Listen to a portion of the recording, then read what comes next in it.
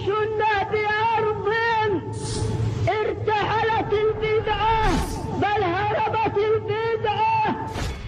On m'a envoyé une vidéo, j'ai regardé, quelqu'un qui s'amusait avec certains mots pour essayer de défendre la DDR et les gens de là-bas. الذين يتصدرون لدعوة باسم الإسلام. طيب, si tu te places pour faire la da'wah au nom de l'islam, la Bouddha أن يكون عندك ماذا؟ العلم بدين الإسلام. Parce que لا يمكن أن تدعو إلى الشيء وأنت تجهله. Il est impossible que tu appelles à quelque chose que toi tu ignores. Donc, nous avons donné des conseils à ces gens de la DDR, aux gens de là-bas. Et nous leur avons dit d'aller apprendre leur religion et de revenir. Mais ils refusent et ils continuent dans leur lancée. Et ensuite, celui-là, il est sorti. Il a voulu vraiment montrer que c'est lui le savant du groupe. Celui qui va venir défendre ses frères. Hein? Il s'appelle Ndrino Aziz Khan. Dans le début de sa vidéo, il dit... La parole des savants, ce n'est pas une preuve. Mais on fait on prend des preuves avec un savant, mais on ne fait pas une preuve. Si Cheikh Fawzan dit quelque chose, on soumet ça au Coran. Si Cheikh Hassan dit quelque chose, on soumet ça au Coran. Ce n'est pas sa personne, on n'est pas dans le culte de l'homme. Ils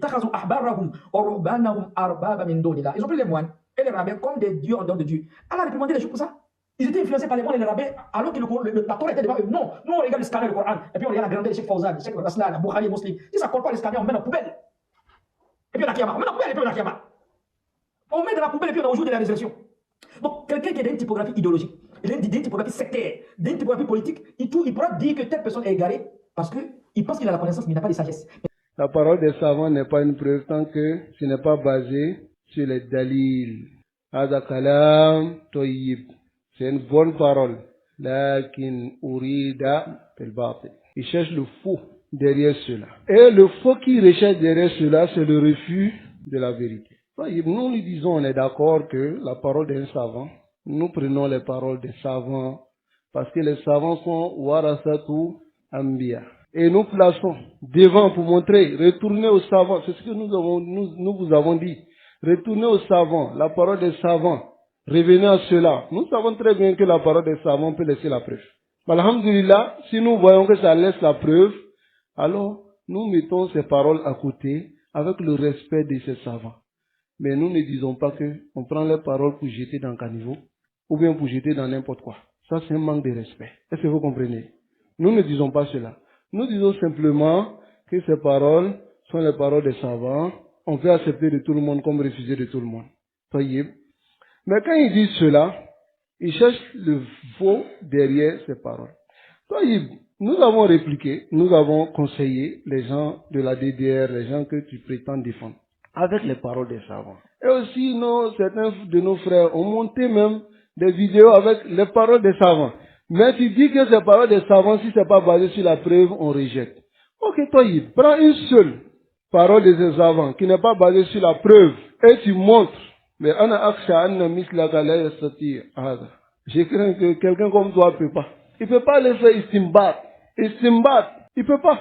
Ça va? Qui nous amène cela? Mais toute personne qui ne veut pas accepter la vérité a toujours des toiles d'araignée qui va s'appuyer dessus. Toi, tu penses que toile d'araignée là, ça peut t'aider.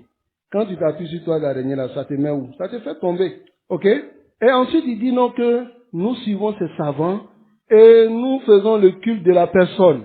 Et ensuite, il envoie le verset Itakhazu ahbarahum wa rubanahum arbab min dunillah. C'est-à-dire Itakhazu ahbarahum wa rubanahum. C'est nous. Le verset qui vient montrer que les gens adorent leurs rabbins et leurs moines. Et par cela, ils sortent de l'islam, ils ne sont pas musulmans. Tu utilises le verset là contre nous. Et tu nous accuses d'une chose sans preuve. Et ensuite, tu prends un verset maintenant pour montrer cela. Bon, c'est très simple. La parole d'un savant qu'on a suivi, qui n'est pas sur preuve. Tu amènes cela, et puis maintenant tu fais mouassal avec ce verset-là. Et ensuite, il dit dans sa parole que quelqu'un qui est dans une typologie sectaire ou politique peut dire qu'une personne est égarée parce qu'il n'a pas la connaissance. Parce qu'il a la connaissance, mais il n'a pas la sagesse. Il n'a pas la sagesse. La sagesse. Aïwa. D'abord même, il nous traite de quoi? Sectaire. Ou bien. Et ensuite, on pense avoir la science, mais on n'a pas la hikmah. Voyez.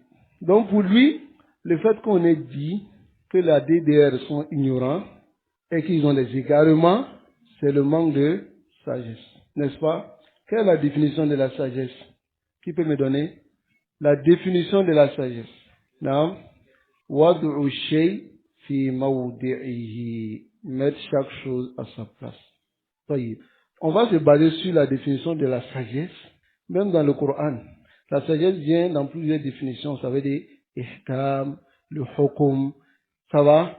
Ça veut dire le fait de parfaire des choses, hein?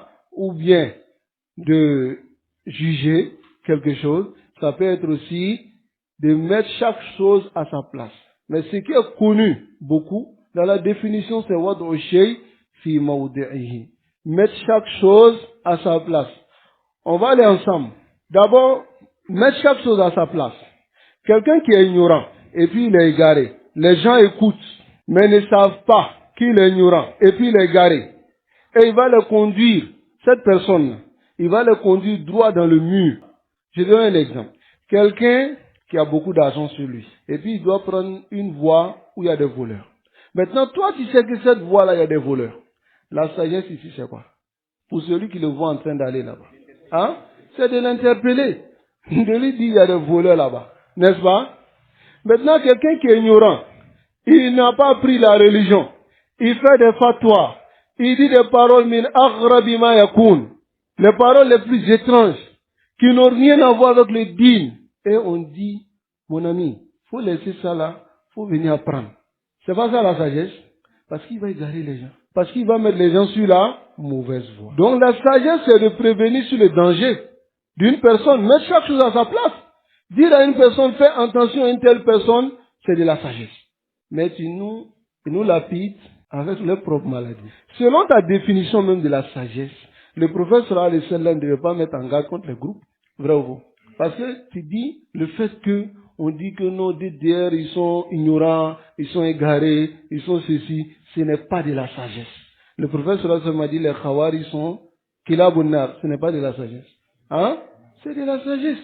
Donc, Al-Qadariya Majus Ummati, les Qadariya sont les adorateurs du feu de notre communauté. Ok, toi, c'est de la sagesse ou pas? Mais selon lui, sa définition, le prophète sallallahu alayhi wa sallam ne veut pas mettre en garde contre les groupes égarés et contre les a'immatu al-mudilli, les imams égarés.